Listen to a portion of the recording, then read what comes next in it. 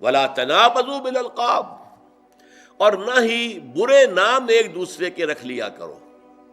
آپ کو معلوم ہے کہ مختلف جماعتوں کی بات ساتھ بھی بات ہو جاتی ہے، مختلف فرقوں کی بات ہو جاتی ہے۔ اب اہل حدیث حضرات ہیں،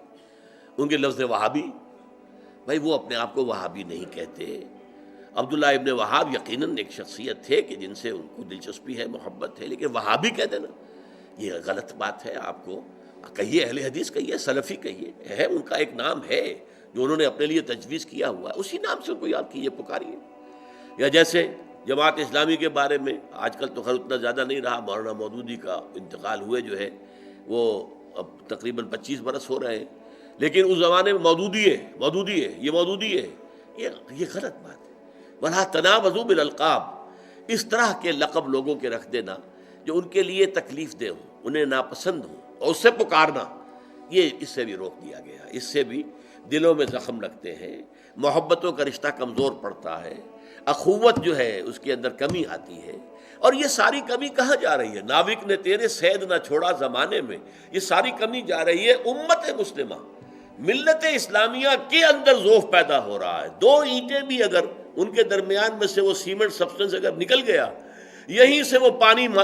جو ہے وہ مرے گا، اور ہو سکتا ہے کہ وہ فصیل کے اندر سے ایک بڑا شگاف کر کے وہ نکل جائے، تو یہ ممکن ہے۔ لہذا افراد کے مابین بھی ان کے ایک دوسرے کے جذبات کا لحاظ، ایک دوسرے کی عزت نفس کا لحاظ، عزت نفس کا، ہر شخص کو ظاہر بات ہے کہ اپنی عزت نفس عزیز ہے، وہ چاہتا ہے کہ میرا اپنا ایک سیلف ریسپیکٹ اس کے اندر ہے، اور وہ یہ نہیں چاہتا کہ اس پر حملہ کیا جائے۔ اگر آپ کرتے ہیں تو اس کو آپ تکلیف پہنچا رہے ہیں، اس کو آپ زخم لگا رہے ہیں، اور یہ زخم جو ہے پھر اڈے بچے دے گا، اس کے نتائج نکلیں گے، اور وہ ساری زد کہاں جائے گی؟ ملی استحکام کی کمزوری کا سبب بنے گی۔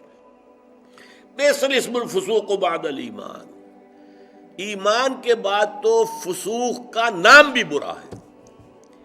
یعنی یہ یو ڈونٹ مین اٹ، لیکن پھر یہ زبان سے الفاظ نکالنا بھی برا ہے، یہ ایمان کے ساتھ اس کی کوئی مطابقت ہے ہی نہیں۔ در حقیقت اچھے ناموں سے ایک دوسرے کو یاد کرو، جس سے دوسرے کو بھی انشراح ہو، مجھے اس نے اس نام سے پکارا جو مجھے پسند ہے، اس حوالے سے بات ہو، اس لیے اس کے ساتھ گفتگو کرو، اس کے ساتھ احترام جو آدمیت ہے، آدمیت احترام آدمی است، علامہ اقبال کہتے ہیں،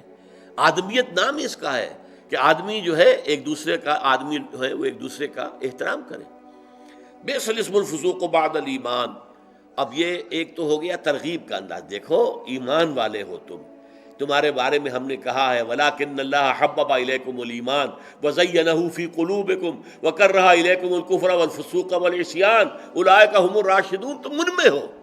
تو ان میں شامل ہونے کے بعد یہ چھوٹی چھوٹی باتیں آپ کہیں گے بڑی معمولی سی باتیں، کیا ہے جی، آئی ڈنٹ مین اٹ، میرا یہ کہنے کا مراد نہیں تھی، میں اس کو تکلیف نہیں پہنچانا چاہتا تھا، لیکن نہیں،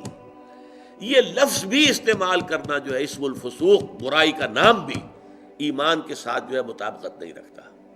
لیکن اب دوسری طرف دھمکی بھی دے دی، وَمَن لَّمْ يَتُبْ فَأُولَٰئِكَ هُمُ الظَّالِمُونَ، اور جو توبہ نہیں کریں گے وہ ظالم ہیں، وہ پھر اللہ تعالیٰ کی سزا کے مستوجب ہیں، مستحق ہیں۔ تو گویا کہ ترغیب بھی ہو گئی، دیکھو یہ تمہارے ایمان کے منافی ہے، یہ طرز عمل مت اختیار کرو، اور دھمکی بھی ہو گئی، ترہیب بھی ہو گئی، باز نہیں آؤ گے تو اللہ کی نگاہ میں تم ظالم قرار پاؤ۔